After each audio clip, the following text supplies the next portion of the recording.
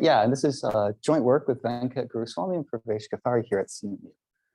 Okay, so I want to start off the talk just by briefly talking about the problem of 3-sat, which, as we know, due to the Cook-Levin theorem, is NP-complete. And just in case you've somehow forgotten what a 3-sat instance is, I have an example one up here. Each clause is the OR of 3 literals, and the literal is either a variable or its negation. Okay. And if we think of this from the complexity perspective, NP completeness is nice. It tells us that there are hard problems, and complexity theorists love hard problems. But if we think of this from an algorithmic point of view, this is actually rather unfortunate, because 3-sat, the reason it was studied initially, is because it was a problem we wanted to solve in practice. And just as a real world example, could consider the task of trying to seat people at a wedding. And you can formulate this as a constraint satisfaction problem. Because, for example, you could have 2 guests, John and Jill, that are married, and you should want to seat them at the same table. And you could maybe have 2 guests, John and Jake, who don't really like each other very much, and you want to seat them not at the same table. You should probably put the bride and the groom at the same table, etc. So you can write down a list of constraints and try to solve it, but because 3-sat is NP complete, we won't have an algorithm, and this is somewhat disappointing.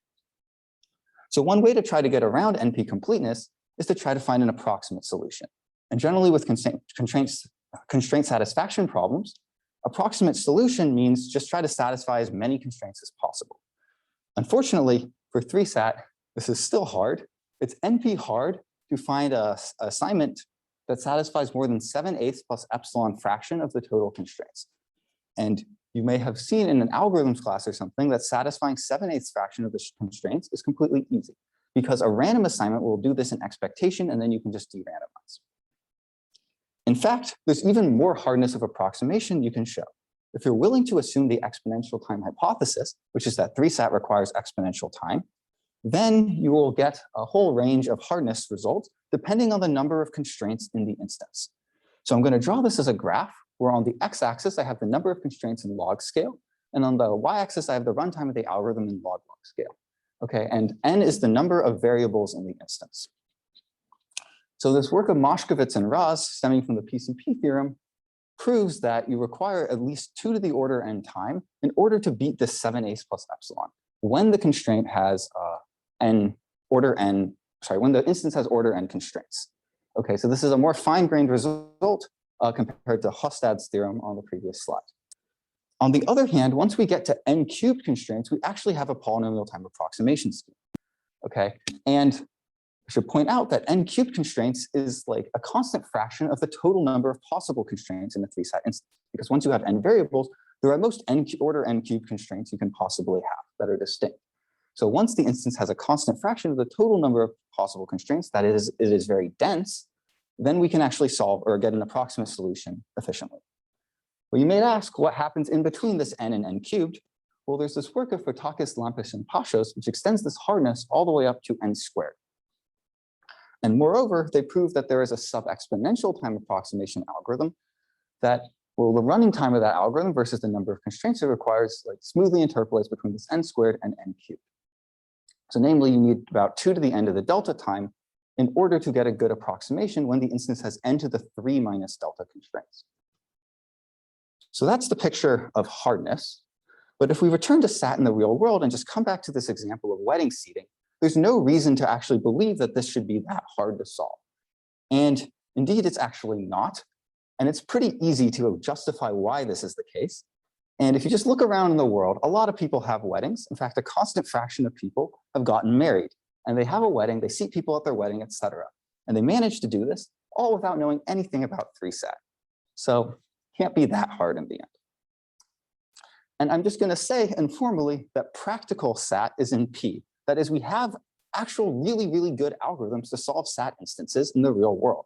And they're good at solving a huge variety of instances. They have all these benchmarks, et cetera, that they're very good for. So we can actually solve like this wedding seating example by reducing it to 3-sat and then running a sat solver on it. So why is there this huge gap between sat in the real world versus sat in theory? Well, that's because our notion of hardness is this worst case hardness. And there's no reason to believe that like if my friend writes down all the constraints for her wedding and then gives it to me and I reduce it to 3-sat, that I've gotten a worst case instance. That like it's probably not the case. And so this means that we can hope to solve real world instances if they're not worst case without resolving this P versus NP question. Okay, so for the purpose of this talk, there are two perspectives on SAT I would like to consider. The first is the perspective of algorithms. Okay, how can we design algorithms for SAT in spite of its NP completeness? And the second is the complexity perspective, where we want to understand what makes a SAT instance hard. NP completeness is nice from the complexity perspective because it tells us that there are instances that are very, very hard. But on the other hand, from the algorithmic viewpoint, it doesn't tell us anything at all because it doesn't give us an algorithm. And remember, like, if you're going to a wedding and you show up and you're like, where do I sit? And the host tells you, oh, well, it's NP complete. I don't know where you're supposed to sit. Like, that's not an acceptable answer. We need the seating arrangement. So NP completeness, you can't just use this to give an algorithm. So it doesn't really help here. In fact, NP completeness, because it's worst case hardness, it doesn't tell us anything about the hardness of a typical instance. So in particular, we can informally draw the following landscape for Ksat, okay, where the circle is the universe of all instances, and I've labeled some of them green to informally mean that they're easy to solve, and some of them red, informally meaning that they are hard to solve. And here I've drawn a picture where most instances are easy. Yes, Anupam. So are you looking at the max version, or are you looking at the full satisfiable? Max Ksat in the end. Yeah. Okay. So yeah, how should I think of easy and hard? Let's just think of it informally. I'll make this more formal later. Yeah. And there could be another picture, okay, where most instances are hard. And NP completeness doesn't tell us which of these pictures is correct. Okay, so this motivates studying random Ksat instances for a few reasons. The first is that a random instance is exactly what a typical instance is. Okay, so if we're able to solve Ksat on average, then we've like understood the complexity of a random instance. The second is we could try to naively model 3 SAT instances in the real world by pretending that they are random. This is, okay, you should object right now because this is a really bad model. But like, it's still a good starting point because if we can't even understand random instances in theory, if we try to get a more realistic model of the real world, it's almost certainly going to be more complicated, and that's going to make it harder to understand. So we shouldn't view random as like the endpoint to understanding real world instances, but you should view it as a starting point. And it's a good starting point. And finally, because random is average case, we can hope for good algorithms to solve these instances without resolving the P versus NP question. Unfortunately, there's kind of an issue, which is that a random Ksat instance is unsatisfiable with high probability, provided it has at least order n constraints. And this means that we can kind of trivially solve a random Ksat instance by always outputting not satisfiable, because that will be the correct answer with high probability. And let me just prove to you why such instances are not satisfiable. It's a very simple proof. The probability, if we consider a fixed assignment to the variables x, the probability that a random phi will be satisfied by this x is exactly this 1 minus 1 over 2 to the k to the m. And that's because a random constraint is satisfied with probability 1 minus 1 over 2 to the k. And that's because if you take the OR of k things, there's only one assignment that doesn't satisfy it, right? And then we have m independent constraints, so you raise it to the m, and you observe that this is something that's exponential and minus m. So now we just union bound over the 2 to the n choices of x, and this gives us that the probability there exists a satisfying assignment is at most 2 to the n times something exponential and minus m, and then you just set m to be at least c times n for some sufficiently large constant c, and this becomes exponential and minus n, and we're done. Okay.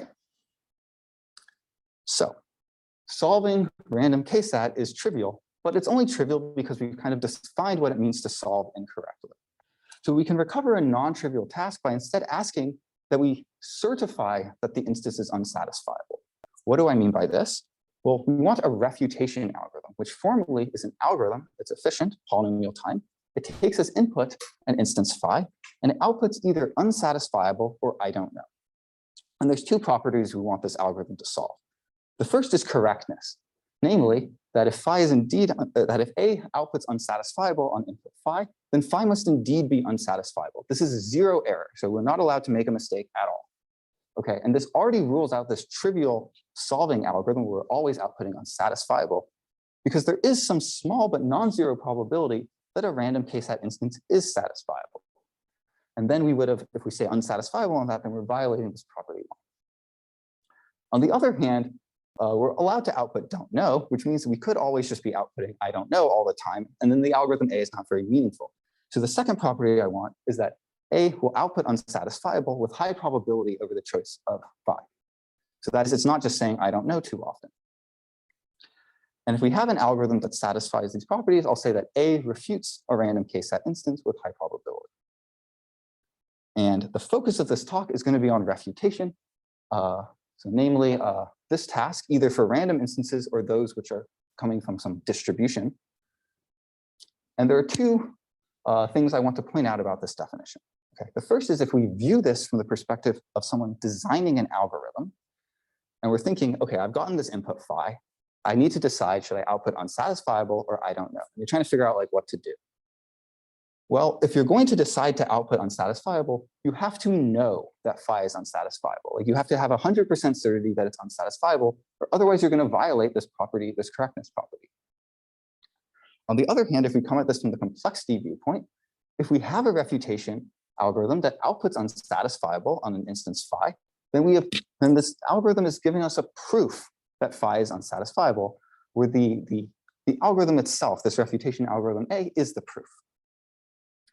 So since the entire talk is on refutation, I'd just like to take a moment and make sure that everyone is on board with this definition. There are no questions. Yes, Isaac. So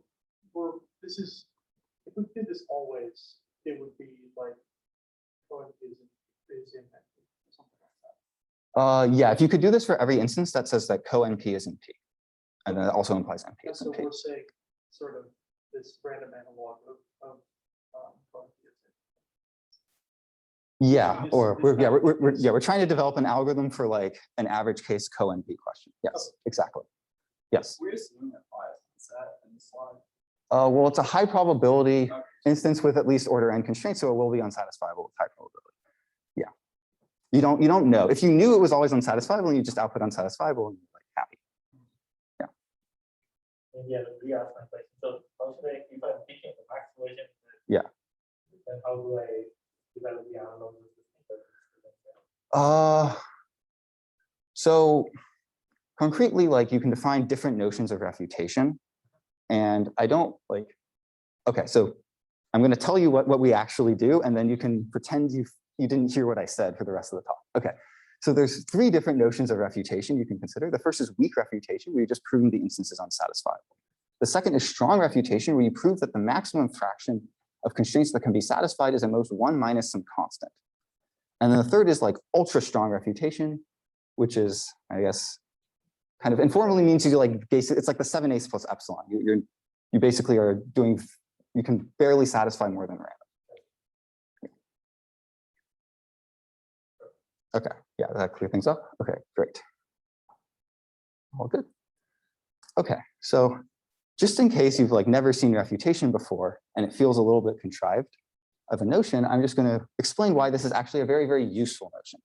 So first off, it's actually used to design SAT solvers, like real world SAT solvers, because the benchmarks will have like instances that are satisfiable, and then you're trying to solve those, but it also has instances that are unsatisfiable. And then for those instances, the goal is to output a short proof of unsatisfiability. And the certificate is exactly what a refutation is.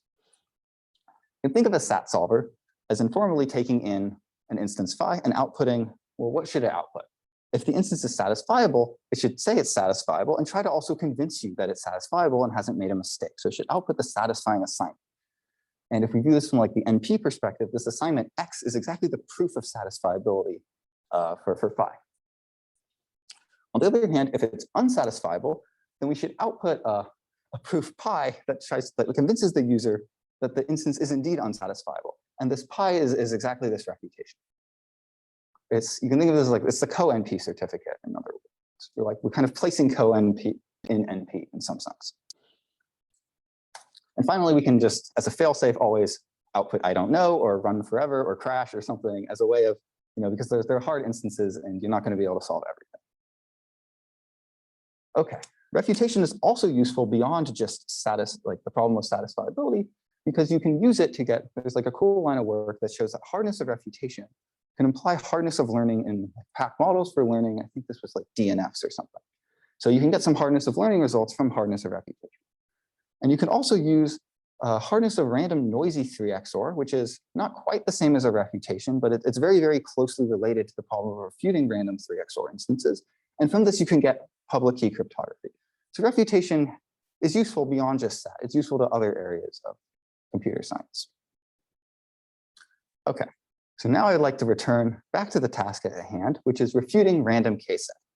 So this turns out to be a very well understood problem. There's this theorem due to Raghavendra Rao and Shram, which shows that we can refute in n to the order L time a random kset instance, provided it has at least L times n over L to the k over 2 constraints. And there are two settings of L that I would like to interpret for you. The first is when L is order 1, then n to the order L is n to the order 1. That is, it is polynomial time.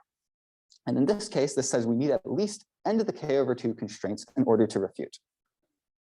And when L is n to the delta, then the runtime of this algorithm is about 2 to the n to the delta. And then it says that we need m to be about n to the 1 minus delta times k over 2 plus delta constraints.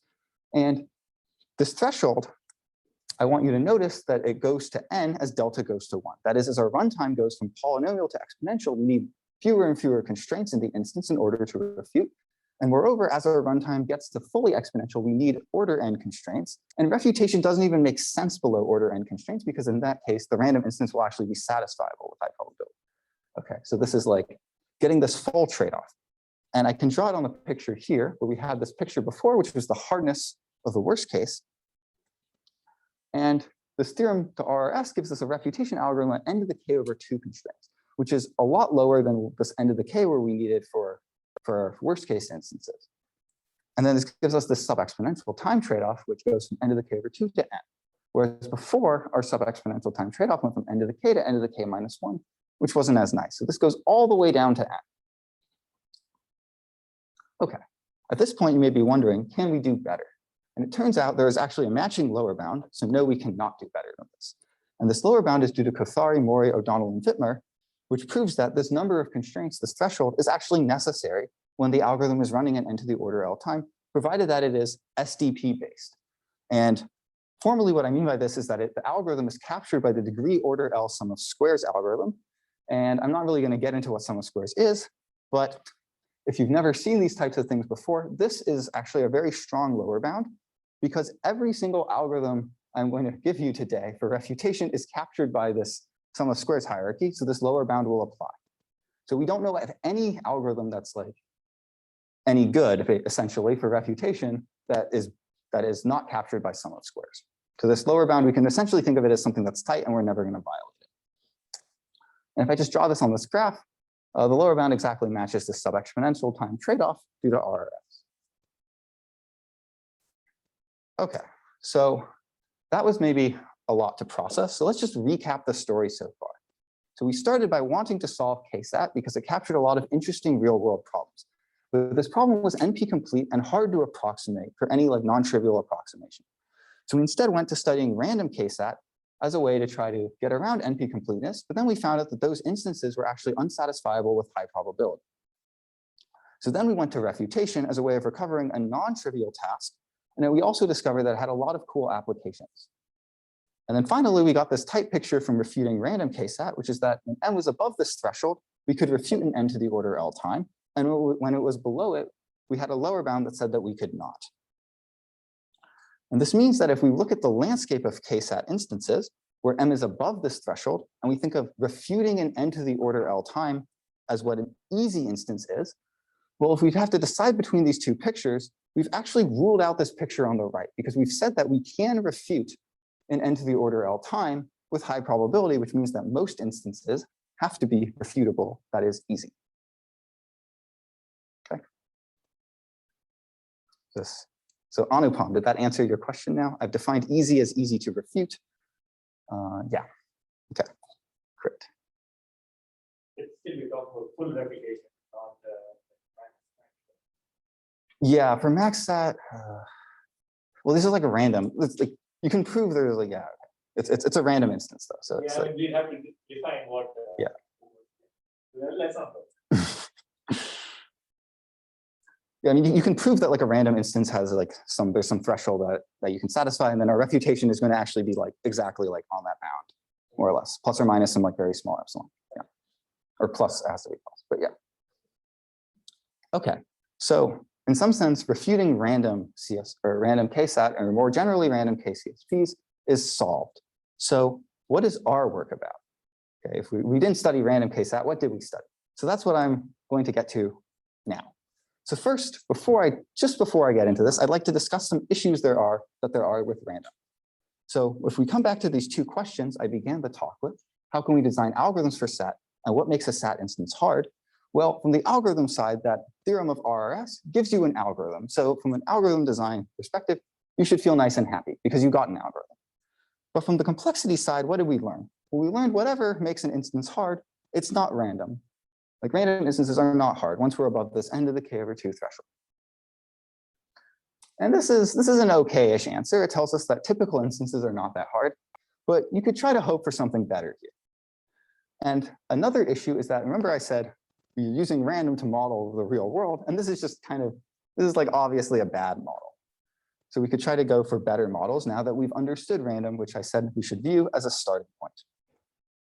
So the idea is we're trying to refute instances that are still somewhat random, as in they'll come from a distribution, but they won't be like fully random instances. And if we just think of this as a picture, on the left, we have fully random instances, which have oh so much randomness, they're great.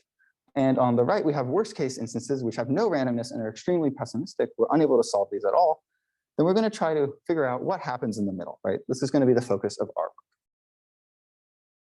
So I'm going to now define the models we consider. They're the semi-random and smoothed models. So I have to define formally what a Ksat instance is. So I'm going to encode it as follows.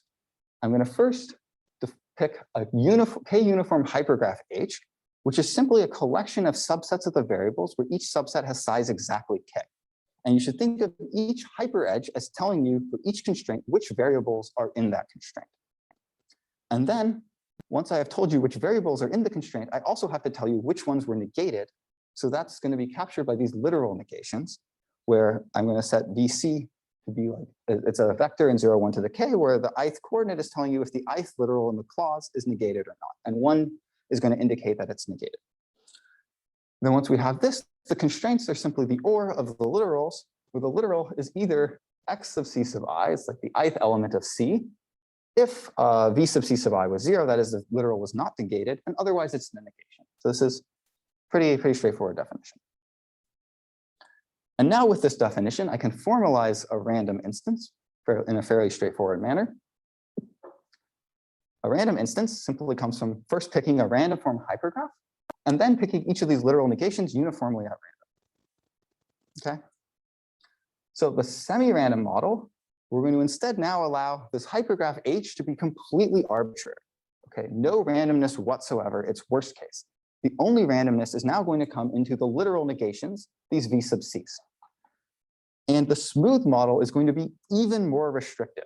We're going to allow H to be arbitrary and allow these literal negations to be almost arbitrary. The only thing we're going to do is we're going to go through each literal and negate it or flip its negation with some very small probability, say 0.01. And the semi-random model is where this probability of flipping is exactly a half. So the smooth model is more restrictive and captures the semi-random model. You can think of the semi-random model also as starting from a worst case phi and then flipping each literal negation with probability half. And then you can think of the smooth model as starting from a worst case instance and then going through and flipping each literal negation with now like probably 1% setting. So if we think of this picture, semi-random sits somewhere in the middle, and the smooth is even closer to worst case. It's like almost worst case. And in fact, the smooth model is kind of chosen in a way so that we can get basically as close to worst case as possible without like running into issues with NP completeness. Is it clear what these models are? Yes. Oh, so I don't know, just in the field generally, the random, I assumed like a random thing could also happen, the kind of like degenerate case that you like shows the same set of variables multiple times, like with maybe different negations or something, but that doesn't seem possible there. Like you only select one piece. Oh, sure. I can. Okay. So I mean, I assume this is like. This is not an issue. I didn't really want to get into this because the hypergraph formulation is going to be nicer later in the talk. But we can allow for the hypergraph to be non-simple. That is, we can have multiple of the same hyperedge appearing twice. And it can appear with different negations. We can even, like, if you wanted to do weighted things, you could allow the hyperedge to appear multiple times with even the same constraints. It's like, doesn't matter at all. Okay, Yeah. cool. Well, okay, I guess if you have it appear with the same number, with the same literals, then when you like smooth it out, you're not gonna end up with the same constraint won't be duplicated twice, because like there's a reasonable probability that you'll like flip different negations when you smooth the different constraints differently. Yeah, so the thing that's gonna matter is that this flipping process will be independent across the different constraints.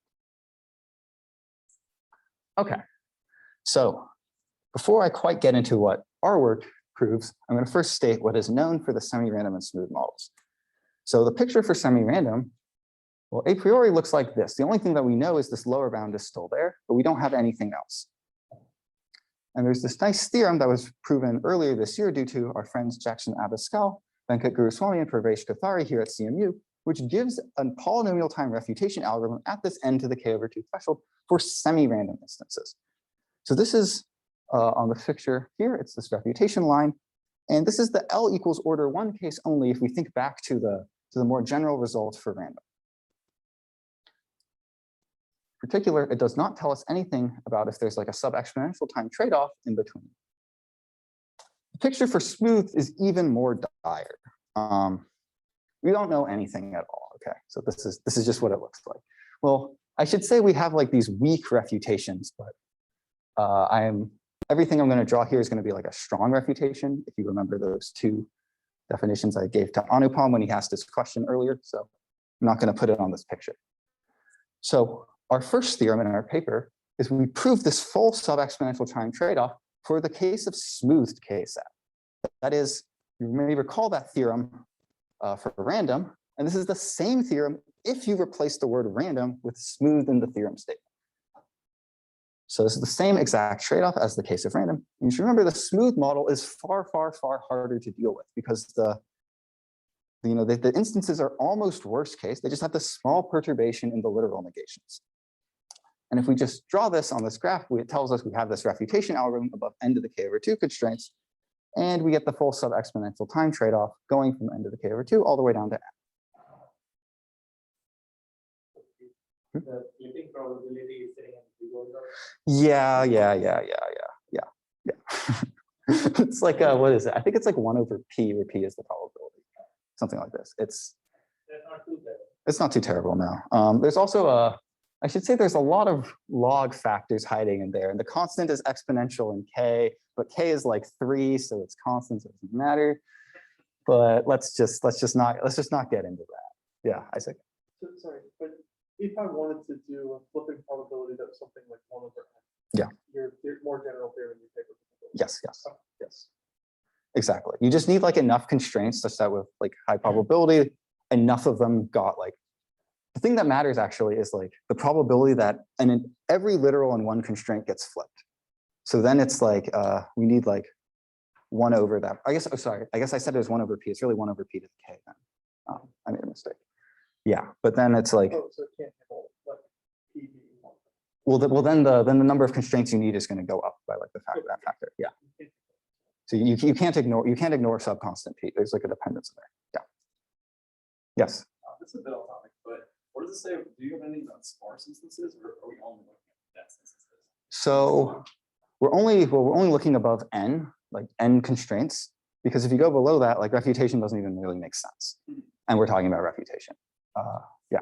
Well, you said refutation didn't make sense for random instances below n constraints, but a smooth instance could be designed so that it would be. Well, you have to start from an instance that's like satisfied or not satisfiable, and then you could define it. But that's already like, then you have to know the instance is not satisfiable, and then you're violating like NP completeness in some sense. Or like informally, you can think of it as like, oh, I have to know that the instance is unsatisfiable, and then you're in trouble. Special structure. It's not a worst case smooth instance. Right, it's not a worst case smooth instance. You could try to formalize this, but I think in general refutation really only makes sense once you're above n constraints. Yeah. Okay, so in light of our theorem, we have the following new landscape for kset. So remember, you can come back to these two questions again. And on the algorithm side, again, we feel happy inside because I gave you an algorithm for smooth. On the complexity side, well, all we learned was that smooth instances aren't that hard. But unlike the case of random, this actually tells us a lot of information. First, it tells us that this hypergraph H doesn't matter at all. We can allow it to be worst case, and we can still refute, and everything's fine. The only thing that matters are these literal negations. And moreover, we've learned that this hardness coming from these literal negations is extremely brittle. And that if I apply this, you can think of the smooth instance as applying a small perturbation to the literal negations. And we've learned that once we apply the small perturbation, it completely kills hardness because we can refute these instances. So we've actually gotten a really, really great answer to this second question here. And if we come back to this picture, for the Ksat landscape, we've learned that most instances are easy to refute. The semi-random picture tells us if we zoom really close in on one instance and look at all the instances with the same hypergraph, but now uniformly random literal negations, we again get the same picture locally now. Most instances are again easy to refute. And the semi-random case tells us, or sorry, smooth case tells us if we zoom in even closer, like really close onto like your favorite hard instance, and we just look at this small perturbation of the literal negations, again, most instances are easy to refute. So this is actually something very strong that we've shown. And remember, it could have been the case that we picked our favorite hard instance, we zoom in really close, and most instances around it are also hard.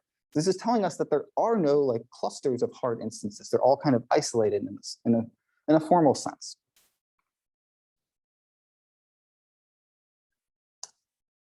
Oh yeah, so this doesn't happen. Okay, so the title of this talk had algorithms and certificates in it. So far, I've really only told you about refutation algorithms. I haven't told you about certificates. Okay, so now's the time for certificates. And I'm going to start by talking about this mysterious work where, well, if you remember the picture for 3SAT, it looked like this, right? We had a refutation algorithm above end of 1.5, and we had this sub-exponential time trade-off that was tight that interpolates between end of 1.5 and n constraints. This work of Feige, Kim, and Ofek shows that there is a refutation witness at end of the 1.4 constraints, which is below end of the 1.5 constraints where we had refutation algorithms. So a witness is just a string. It's going to be polynomial in size that a polynomial time algorithm can verify is indeed a correct proof of unsatisfiability. And the formal way to think about this is to allow the refutation algorithm A to now run in non-deterministic polynomial time. Okay, so if we allow for a non-deterministic algorithm, we get this weird line just cutting through this picture, which is saying that at end of the 1.4 constraints, non-deterministic algorithms can refute. Or equivalently, there are certificates of unsatisfiability. Okay, so I want to talk about this result in a little bit more detail now. So first off, the witness uses something called even covers in this hypergraph H. So an even cover is a collection of distinct hyperedges such that the symmetric difference, that's this XOR notation, over all the sets is empty. Namely, that means that every vertex appears in an even number of these C sub i's.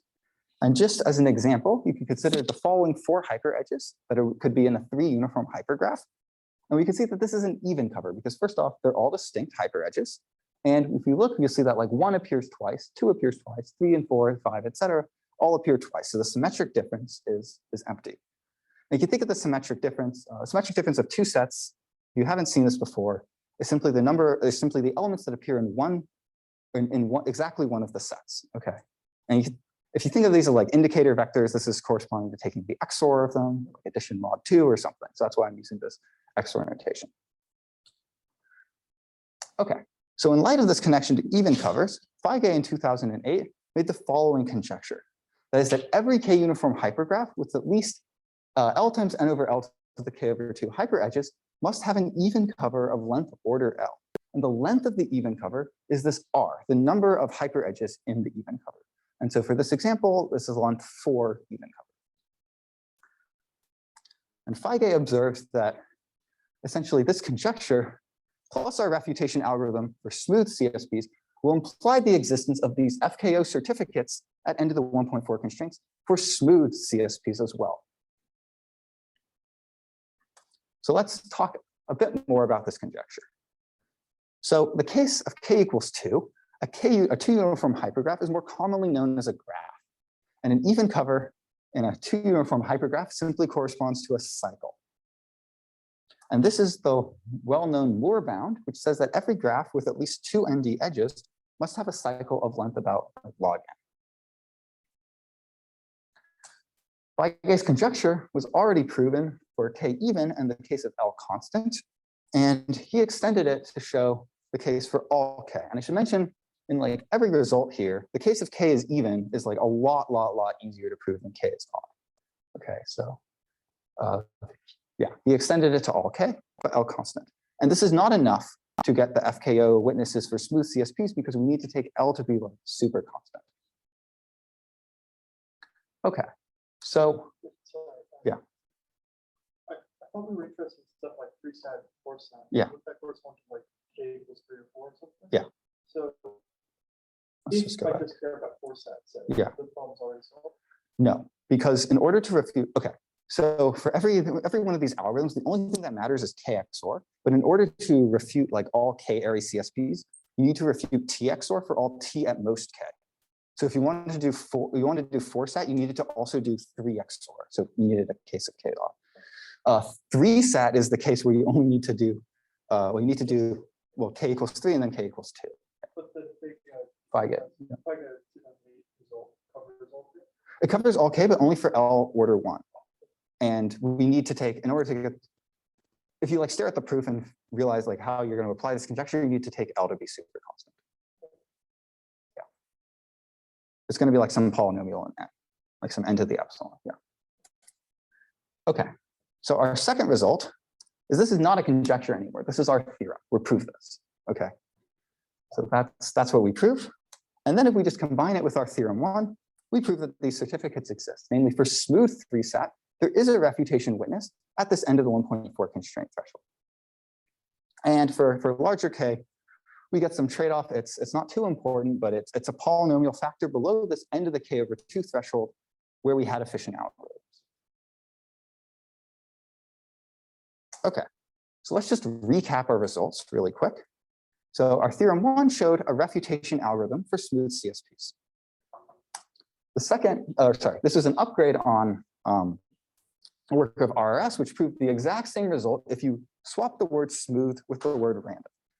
And it's also an upgrade on AGK, which proved this for L constant and only for semi-random.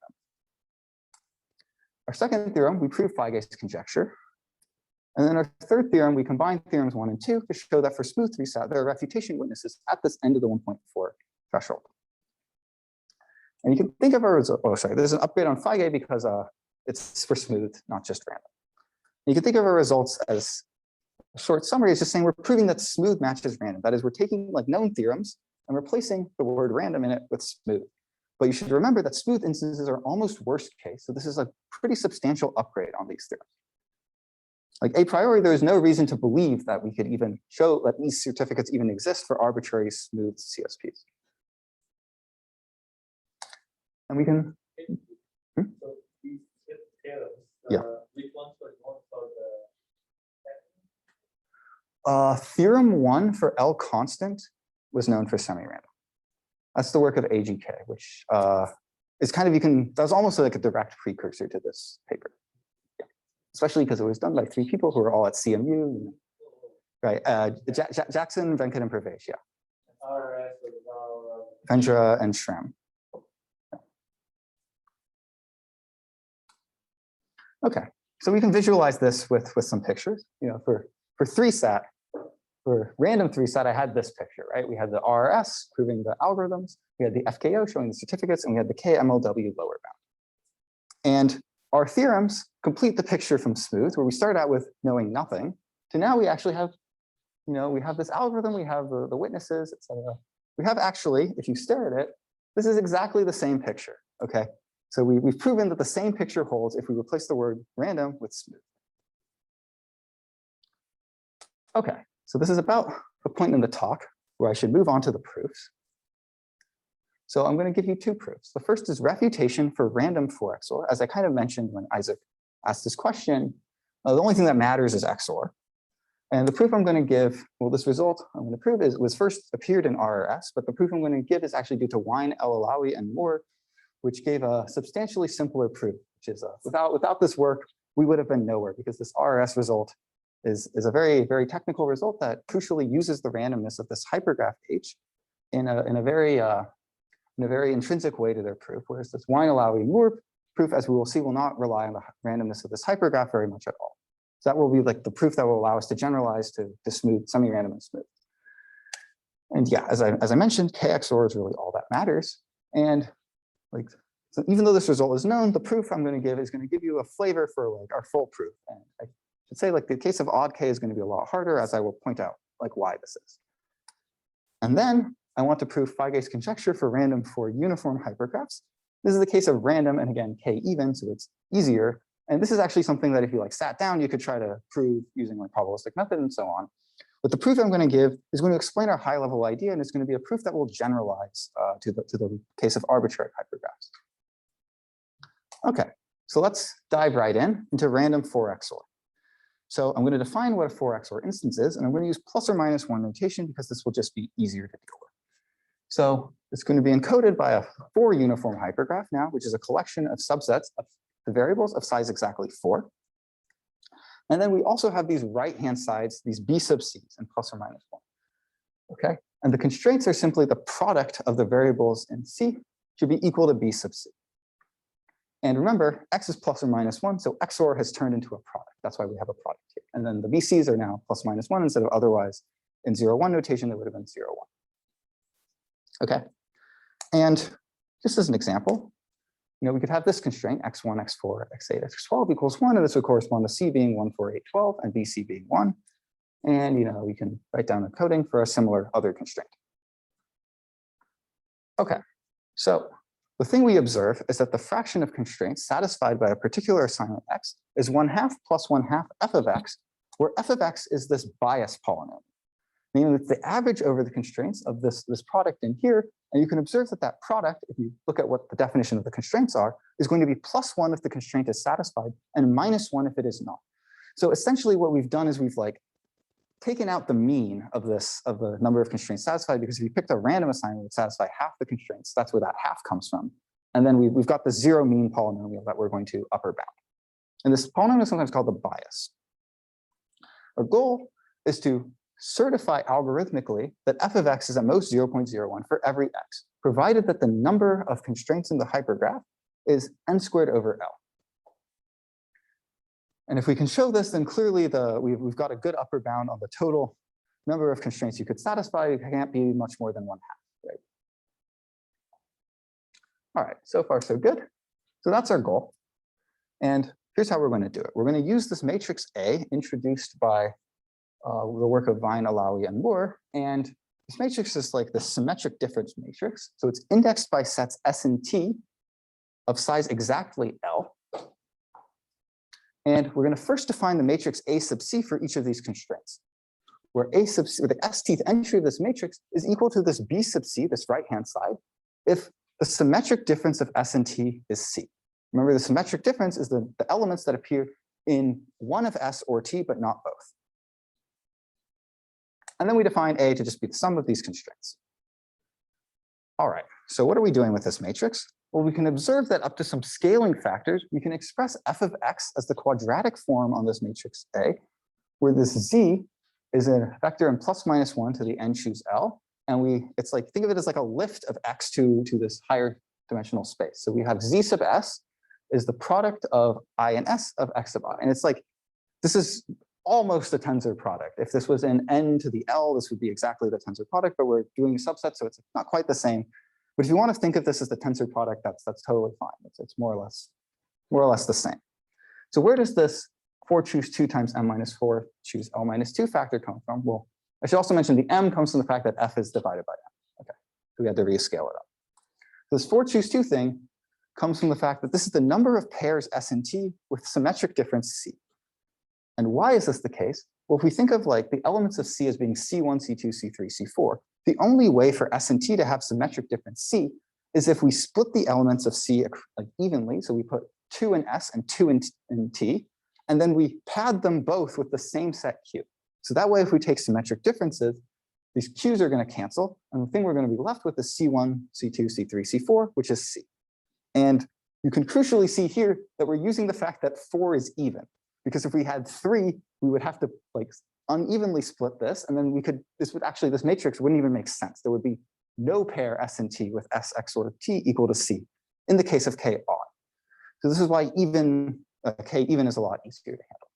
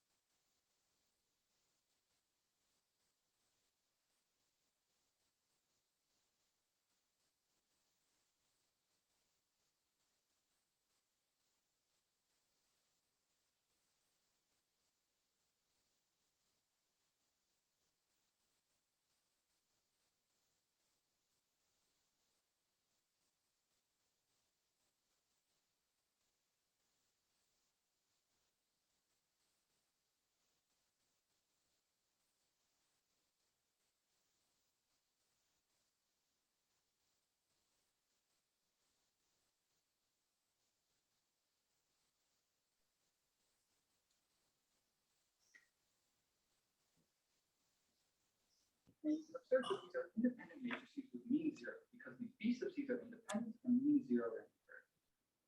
That means we can apply the matrix Bernstein inequality, which will show to us, which will prove that the spectral norm of A is a most order L plus sigma square root L with high probability. And sigma is this variance term. It's the sum over these constraints C of the expectation AC squared and then the spectral norm of that matrix. Okay, so we just need to compute what sigma squared. So let's do that. We can expand, we can look at the ST entries of one of these matrices, okay? And it's by definition just the sum over U over subsets U of the expectation of ACSU times AC. And if one of these terms is non-zero, well, then if ACSU is non-zero, that means that, well, SX or U has to be C, and similarly for U and T. And then we can just cancel the U's on both sides, and this implies that S is equal to T. Okay, so these matrices are actually diagonal. That tells us that the sum is diagonal, and moreover, the S entry is simply the number of U for which SX or U is some C in C or in H. Okay, so we get a very easy characterization of this matrix, and therefore the spectral norm is at most the maximum of these entries. And the only place now where we need to use the randomness of the hypergraph is to show that the maximum of these degree S's is order L. And once we have that, we plug that back in, the sigma, the square root L times square root L, so that's order L plus order L is still order L, and we have the boundary line. Yes, So if I'm trying to interpret degree of S in terms of the original Lorentz problem, this is just the number of other clauses that overlap by two variables with like my clause S. Yeah, so S isn't really a clause, it's just a subset of stuff L. But yeah, the degree is the degree is the number of constraints which intersect L in exactly, like the intersection of size exactly. Look, so L is a set of variables. Right. I'm saying degree is the number of clauses that have exactly two variables in my set. Yes, exactly. Yeah. So you can just round this with some straightforward computation. And yeah, so now we have the spectral norm, we're done. We have the full, told you the algorithm at some point, and we've now proven it works. So we're done. There's nothing really to do. You can see how easy the proof is with this matrix. So the algorithm was you write the matrix A, Compute a spectral norm, compute the spectral norm. rescale some things, go home. And here you are showing that the spectral norm is actually small. This order L, which is what we saw on the previous slide, is what we needed in order for the algorithm to work. Where are you using the random? Okay, so two places. So for the ACs to be independent and zero, we need the BCs to be random plus or minus one variables. More generally, we can actually allow them to be mean zero random variables in -1, the interval -1, but okay, that's fine. The randomness of the hypergraph is only used in this line, where we just to argue that this maximum degree is order L. And so that should give you kind of a hint as to why the hypergraph doesn't matter so much. Because we're only like, the randomness only came in at this last place. If we allow for arbitrary hypergraphs, what we're going to do is we're going to start decomposing the matrix depending on like these degrees, and then you're going to do some spectral norm bounds on the submatrices, and then you just like stitch them together, and you still get some vector. The case of K even is actually quite easy. When K is odd, this picture is a lot more complicated. So you're claiming that this property, which they proved by using the fact that H was random, you still get the same spectrum amount for arbitrary hypergraph. Not the same spectrum amount. But what you do is you break the matrix up into submatrices, and you bound the spectral norms of the submatrices, and you like stitch them together to get a bound on that. Okay, so still bound F, just not by spectrum. In fact, you can prove the spectrum, like this degree thing is like, the matrix Bernstein here is going to be like tight. Like if one of these degrees is large, the spectrum norm will in fact be large. In fact, in the case of K equals odd, the matrix we write down, even in the random case, will have large spectrum norm, like too large for this to work. So like, this is what makes odd so much fun.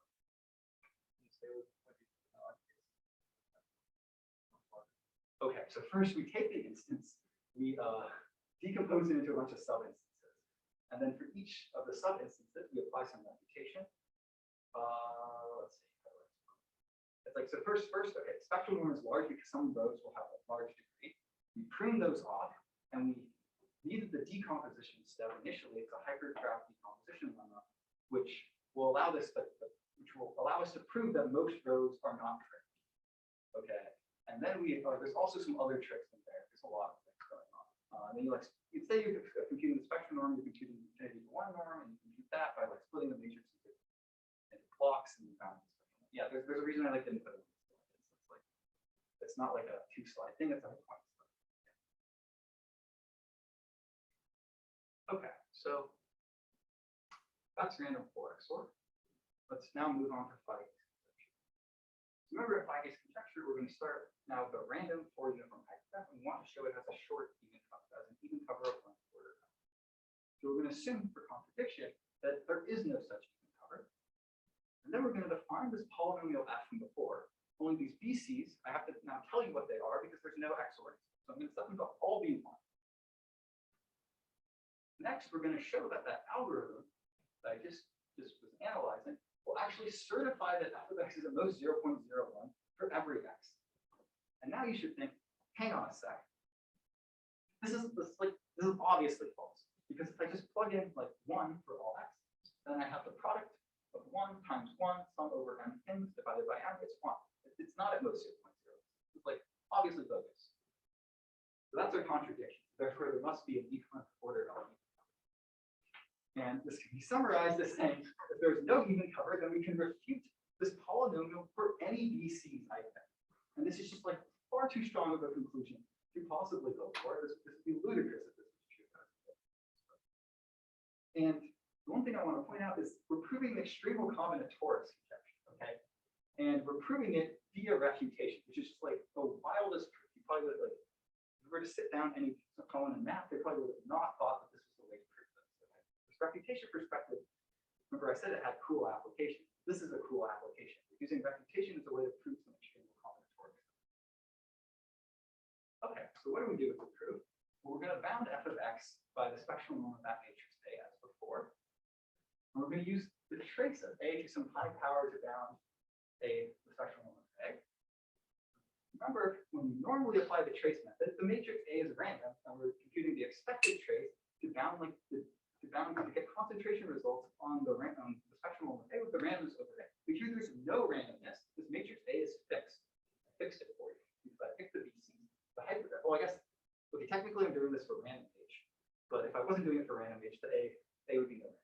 A would have no randomness. Right now, there's some randomness due to the hypergraph. Think of the hypergraph as fixed. And then there's no randomness. The key observation is that we show that the non-zero terms in the expansion of this trace correspond to even multicover. I didn't tell you what a multicover is, but it's the same as an even cover, only we no longer require the C sub I to be distinct.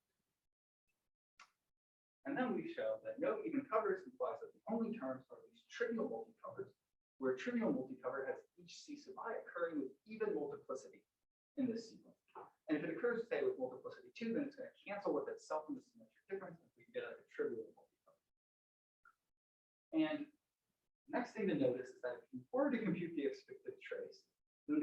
terms that remain if the VCs were mean 0 plus minus 1 random variables are those that correspond to trivial. And then so we're going to get the same down on the spectrum on the as in random, which is order L. And that's what we wanted. So then what we got. This is the magic is happening in this. I'm going to go into this in a little bit more detail. And remember, you should never do a trace calculation on the slide, but I'm going to do it anyways. This is the goal. We can just compute the trace by expanding. And remember, there's no randomness on the matrix. So if this term is non-zero, this tells us by this definition there must exist a C sub I for which the symmetric difference is C sub I. And this tells us the non-zero terms really correspond to some set S plus this C1 through C2I. And if you just take the symmetric difference of this over all I, each S sub I will appear twice. So the symmetric difference is empty. But then on the right-hand side, the symmetric difference is the C sub I. So that tells us the C sub I has symmetric difference, which is empty, and therefore they're equal. So we're okay. So that's all I really want to say about Phi-Gate's conjecture. I just like to end the talk by summarizing what I've said so far. We start with these two questions. The algorithm side, we gave a good refutation algorithm for smooth CSPs. And smooth is now a much more reasonable model of the real world than random. On the complexity side, we argue that the only thing that matters for hardness are these literal negations, and the hardness was brittle. Because that a small perturbation killed hardness. Remember, we had this picture showing that we zoomed in really locally. We still saw that most instances were easy to repeat. And this was because we had a refutation algorithm for smooth. On the other hand, we also proved Phi-Gate's conjecture on the side of certificates, and then we used it to show the existence of certificates below n to the k over 2. In other words, we're showing that smooth is no harder than random, and that smooth are just as easy to refute at random at the same threshold. And we have this picture, which is exactly the same for the case of random refutation. And I would like to finish the talk by just mentioning a brief open question, which is that are there witnesses below this end of the 1.4 threshold? We don't know. We actually have no lower bounds here. The only thing we know are these FKO witnesses that rely on even covers cannot exist because Phi-Gate's conjecture is tight and that you're not going to find even covers and hypergraphs with less hypergraphs. So that's all I have. Thanks for listening.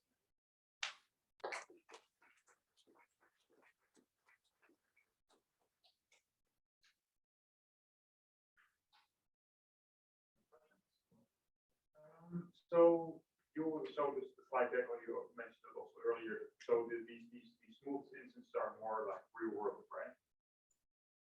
But in some sense. But so most real world instances are kind of order n, right? Or n, close to n. Right. So that's the thing I'm cheating a little bit on. And it's because we have this lower bound. So we know that from an algorithm perspective, complexity theory, we're not going to be able to use this lower bound. We have to work in a regime in which we can actually hope we can get an algorithm. You are correct in that most real world instances are of order n. But yeah, unfortunately, the lower bound is what it is. Is there any way to add clauses without changing satisfiability?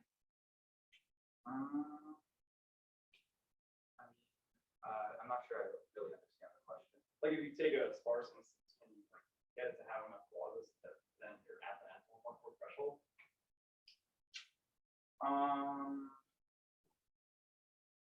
Well, you would have to add clauses in a way That are meaningless.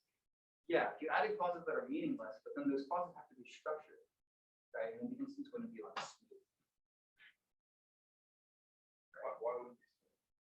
Well, because there's still some random, Because you could still flip something at the end of the day. yeah, I mean, a smooth instance is going to be unsatisfiable by probability.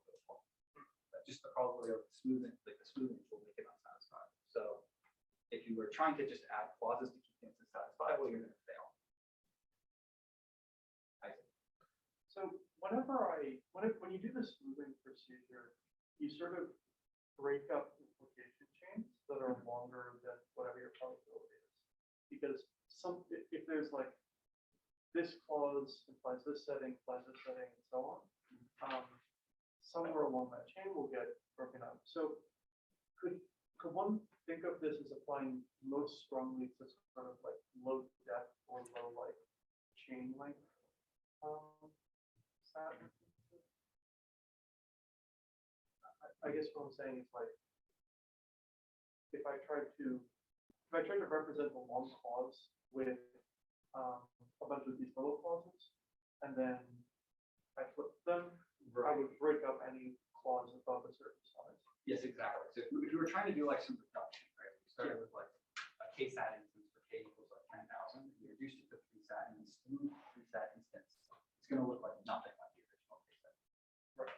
And I assume this technique doesn't handle variable clause sizes in the same instance, or not. Kind of a mix of size 3 and size 10,000 clauses. Oh, I think that's fine. Okay. And I get some mixed result. I think the thing with max Whichever one is the works. max size. Well, what you would really do is you'd split the instance into which, like imagine I had like m clauses which have the most like in the max size of the clause is k. There must be at least m over k clauses of some size t for t between. Oh, you just pick the most popular size. Yeah, you pick the most popular size, refute that.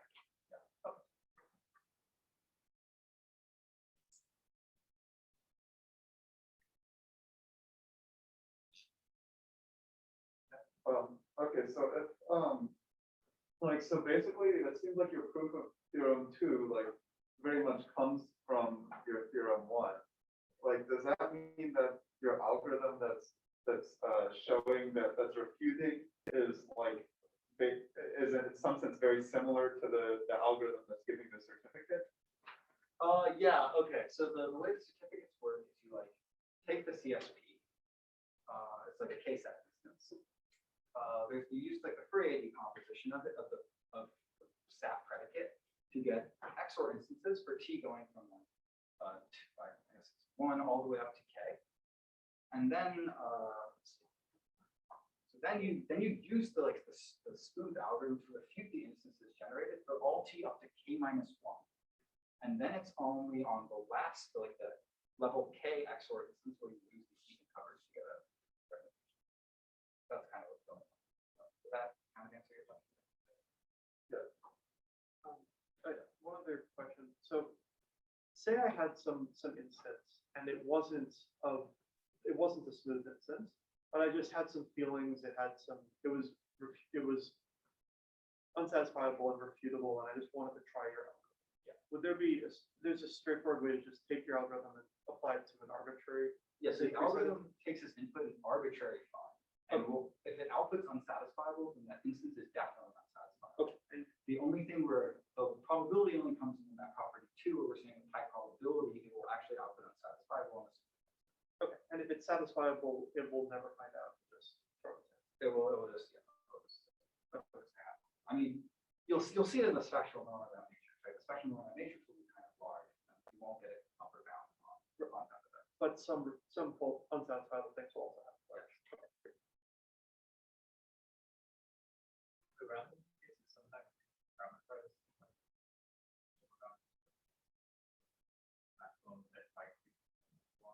Is there any implication of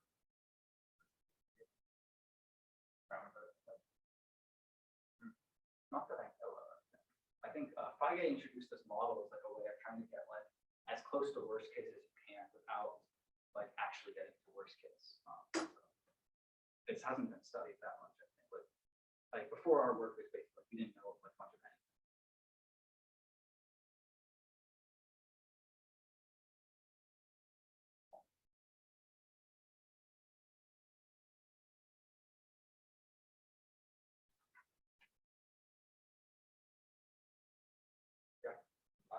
in like practical stat instances, has this been implemented or like tried like this will run time? No, you should use like an actual stat library that people have actually sat down and like, optimized and stuff. These algorithms are not. They're hiding a big concept. Yeah. Okay. So there's like the log factor is like a log to the 4K or something. There's massive log factors floating around. There's massive constants. Like You can try running it anyways. It'll give you, it'll like, you can run the algorithm and see if it refutes or not. But I think like the actual like practical stat solvers that people have developed, they're all more sophisticated and will do a lot better. But this is just like a theory. But if I've tried all the existing stat solvers and they all timed out, it might be worth a shot. Well, I think they're timing out. I don't think this will work.